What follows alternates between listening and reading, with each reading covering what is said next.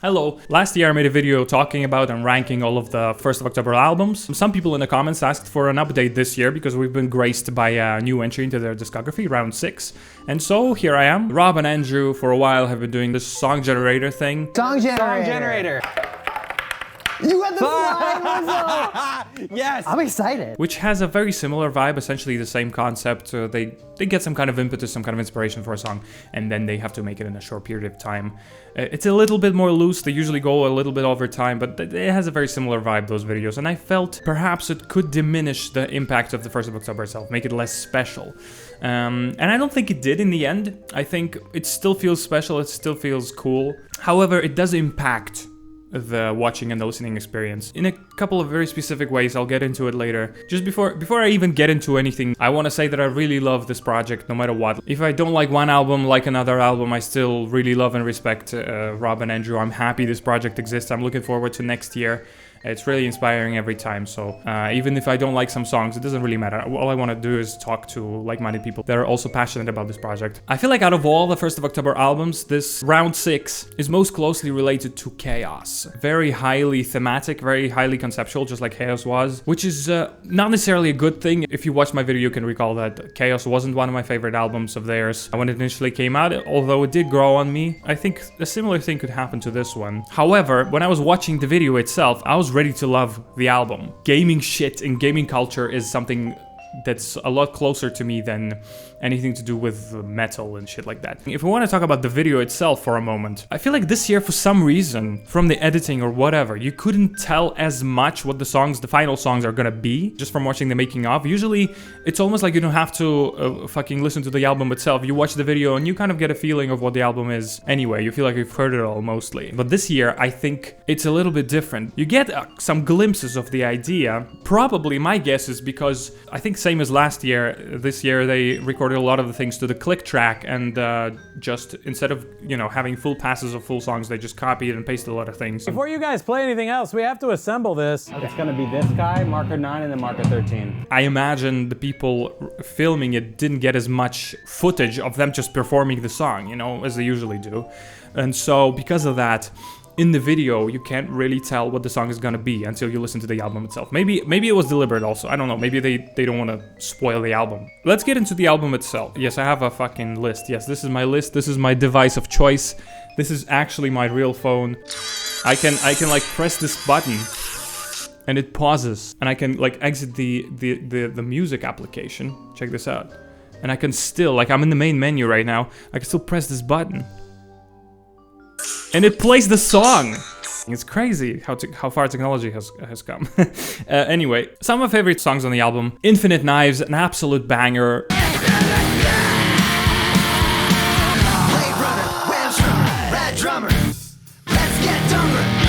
Really something that makes me feel happy, makes me feel creative, really makes me feel pumped up. It's really groovy. Andrew on the vocals is great. The drumming from Rob, really punchy, you know, I really like the riff. It's awesome. Infinite Knives, great song. It's Time to Move On, an absolute heart-wrencher. Change what I can change and carry on. Very earnest, very soft, very delicate and entrancing song. I think Andrew mentioned in the video that it's like usually 2, and in some ways it's the same hopeful, yearning kind of song. Once again, if you watch my video, you know that usually was my favorite song from the last album, and this might be my favorite song from this album as well. It seems like just Rob being honest about his feelings is the best creative engine for the 1st of October these days. One thing, this is not an advertisement, it's just if you like my channel, I don't ask for money, I don't ask for anything, just check out my music. I'm a musician too. I have several projects. Just a few days ago, me and my friends released an album very in the spirit of the 1st of October. We kind of went to a village house of my friends, and in 2 days we wrote and recorded this whole album. It's on every streaming platform. I'll leave some links in the description. Just check it out if you want. I'm wondering if I can stay here, 'cause I'm showing up to houses and I'm bringing on my day old.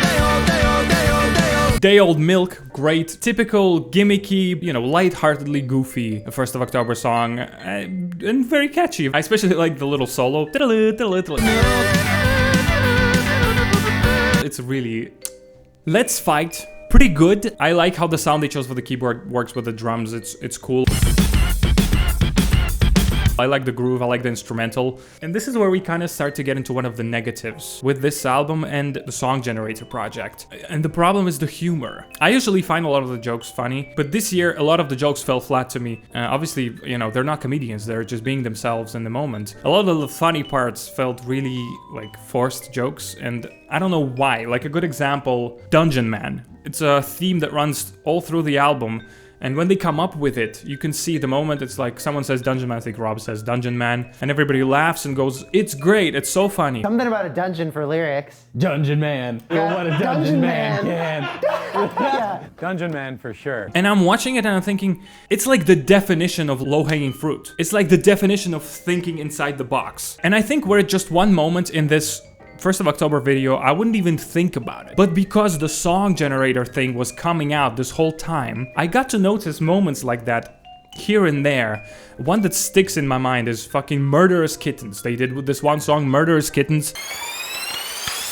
Cute murderous kittens. Oh, okay. I really like this, yeah. And I hated the whole video because on the concept itself, Murderous Kittens seems like such a unfunny, uninspired joke. Like, I'm sorry, maybe it's just not my type of humor, but they were so excited about it, and to me it was like a very unwelcome throwback to the pink fluffy unicorns era of YouTube and Andrew and Rob's career. Pink fluffy unicorns dancing on rainbow. I'm usually there to see people be creative, to see that struggle of like you're under pressure of time, you're trying to be creative, you're trying to make something, even though you're so restricted and you kind of have to go with your gut, play the first good thing that comes to you, you still come out on the other side with a genuinely good idea. And you're like, part of the enjoyment here is being shocked that it actually worked. A lot of this emotion, like, oh, I actually like this is actually awesome, is what is enjoyable about these challenges. Some of the songs in the Song Generator were not like that. It felt like they went with the challenge, they had to go with the first thing that came to mind, and it wasn't a good idea. And they executed it, and it just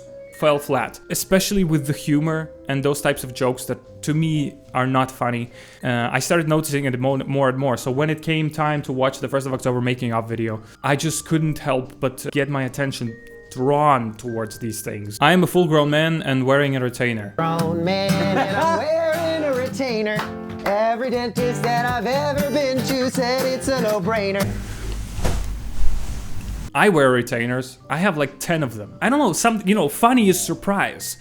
Funny is hearing something you didn't expect. It's hard to describe humor and why it works and why it doesn't work, but to me it just felt like really, really cringy almost. And just this idea of thinking outside the box, a lot of what I enjoy about music is surprise. There's something you haven't heard before, something unique, something interesting, some kind of left turn. The setting of being pressured against time is very good for stimulating you to think about outside the box, as evidenced in the previous 1st of October fucking albums. And here, Infinite Lives feels like a very run-of-the-mill Andrew Huang song. I don't care about it. Same goes for Round 6, the title track. Yeah, of course, on each of those albums, not every single song was great. There was some duds on every album. It's okay. This year, there's this vibe of them in a rush, trying to go for the first thing that kind of sounds good and inspires them to write a whole song. But then there's no moment, as I'm watching the video, of me going, oh, it actually works. I thought it was a ridiculous idea, but it actually comes together.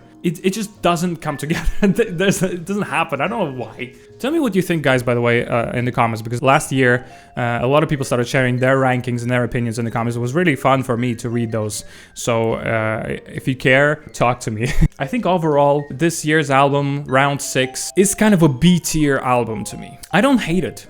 It's definitely miles better than Gourmet Ravioli to me. I think B tier with potential to slide into the A tier maybe as I get warmed up to the album, same as it happened to Chaos.